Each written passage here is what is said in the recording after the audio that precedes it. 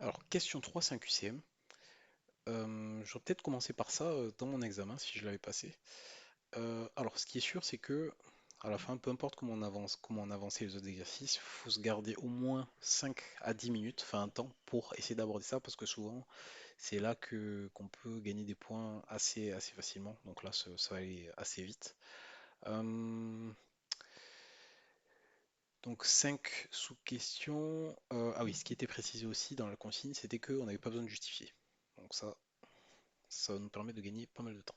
Première question, question de proportion. Une classe de 25 élèves, 60% des élèves sont des filles. Combien y a-t-il de filles dans la classe? Donc là, simple formule va nous permettre de résoudre ceci. Donc 60% de 25, ça nous donne 15. Donc il y a 15 filles dans la classe. Faire attention, de temps en temps, ce qu'on aurait pu nous dire, c'est donc présenter le pourcentage de filles, mais nous demander combien y a-t-il de garçons dans la classe. Et donc là, ça aurait été 25 moins les 15 filles qu'on a trouvées. Ensuite, question 2. Donc, oui, réponse B du coup, à mettre sur sa copie. Question 2.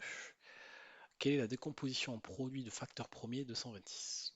Alors, là, soit on peut le faire de manière rigoureuse, soit on peut essayer de voir ce qui pose problème dans les différentes propositions qu'on nous a faites. Euh, alors, dans la réponse A, il y a un problème parce que 9 n'est pas un nombre premier, puisque donc un nombre premier, c'est un nombre qui est divisible uniquement par lui-même ou par 1, et 9 admet 3 comme diviseur. La question 1 n'est pas possible. La question 2 aussi, dans laquelle la réponse B aussi, dans laquelle il y a un plus, n'est pas possible. Donc la seule réponse possible est la question et la réponse C. On peut déjà la marquer. Pour le faire, si on n'avait pas les trois propositions, alors il aurait fallu trouver tous les diviseurs de 126. Donc 126, qu'est-ce qu'on peut remarquer? C'est un nombre pair, donc on peut diviser par 2, le diviser par 2. Donc c'est 2 fois 63. 63, est-ce qu'il est divisible? Alors oui, il est divisible par 3 parce que la somme de ces chiffres est divisible par 3, donc ici 3 plus 6 est égal à 9.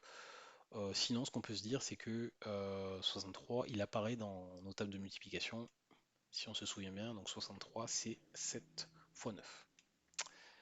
Et là, c'est pas encore fini, puisque 2 est bien un nombre premier, donc divisible par lui-même ou 1. 7 également, par contre, le 9, comme on l'a vu, il faut le décomposer comme ceci pour qu'il soit premier. Et au final, on a le résultat qui est donné par la réponse C, comme prévu. Remarque que cette formulation est identique à la formulation C, hein, puisque dans un produit, on peut faire passer tous les nombres avant et après. Question 3. Alors, on a un sac avec un certain nombre de jetons, et quelle est la probabilité d'obtenir un jeton rouge ou jeton jaune? Alors, ce qu'il va faire là, c'est considérer l'ensemble des cas qui nous donnent euh, un résultat positif, donc les jetons rouges plus les jetons jaunes, divisé par l'ensemble des jetons, et réduire cette fraction 40 sur 60. Donc là, potentiellement, les trois réponses peuvent être justes. Après, si on simplifie cette fraction en divisant par 10, puis par 2, on obtient notre 2 tiers. Donc, la réponse A. J'enchaîne avec la question 4. Alors celle-là, c'est peut-être la plus difficile. On a un octogone et on doit déterminer euh, par quoi est transformé le segment DC par la rotation de centre O qui transforme A en D. Donc sur la figure, la transformation de A en D correspond à une rotation de 3 segments. Donc ce qu'il faut se représenter, c'est faire ce même mouvement, mais pour le segment DC. Donc DC, si on le D, par exemple, si on le fait transitionner de trois positions, ça donne E, F, G. CF.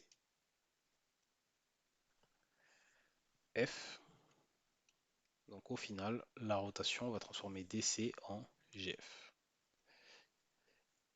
Réponse B. Enfin, on a le volume d'un pavé droit de hauteur 1,5, de base 2 et 1,3 m. Là, pavé, volume, c'est le produit des trois, donc 2 fois 1,5 fois 1,3, ce qui nous donne 3,9 m3. Là, potentiellement, aucun des trois solutions ne correspond, mais ce qu'on remarque, si on n'a pas oublié, c'est que 1 m3 correspond à 1000 litres. En faisant la conversion, on obtient ceci, et donc la réponse B qui est correcte pour ce cinquième élément.